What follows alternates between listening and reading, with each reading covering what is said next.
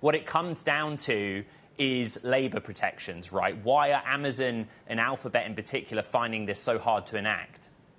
Exactly. It's incredibly challenging in several European countries to do the sort of sweeping layoffs that we've seen in Silicon Valley, where we've seen people have to pack up their boxes within weeks or months of these announcements. That's not the case in Germany, where I said, or in France. And to look at Germany for a second, the reason is essentially there needs to be negotiations with works councils, with employee representatives from within the company to create a negotiation and create a settlement for the amount of employees that are leaving, the extent of the cuts, and also what sort of settlement they're likely to get.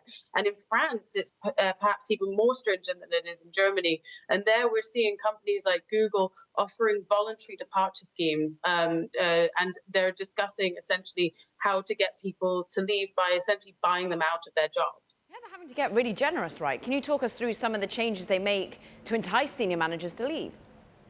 Yes, so essentially there are these discussions about giving senior managers very large packages in order to leave the company, which actually, notably, while not part of the same layoffs package, is also something we've heard at Meta with this idea of flattening their workforce. And that's something that Meta is proposing across the board. But what we're seeing in France is also based on an issue in France where it's not so easy to just let people go without cause, without them doing something that means that they should be fired from their job.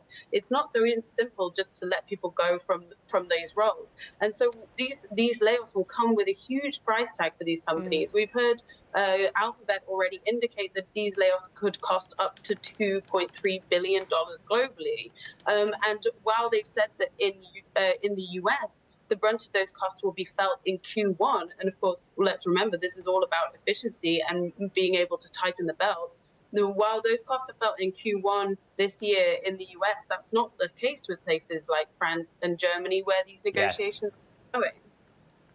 Aggie, Amazon did not comment on the story. Google did, and they explained to us that in some markets, Romania, for example, Greece, they won't for now be cutting jobs. This is what they had to say. We're showing on the screen right now. Old school tech structure is what caught my eye, right? You have compromises around stock compensation and also bonuses. There are some clever workarounds that Google in particular and Amazon are trying to do. What are they? Yes, so essentially these companies are looking at finding different ways in which to provide, for instance, stock options is a good example, to the departing workers, but also when you look at the broader structure around hiring in Europe, this is also a conversation around going forward, what it will look like to bring more people on board in these companies in these regions. And so, as you say, in some markets they're not laying people off at all. That may also be a strategic point, that the offices aren't actually that big in some of those markets.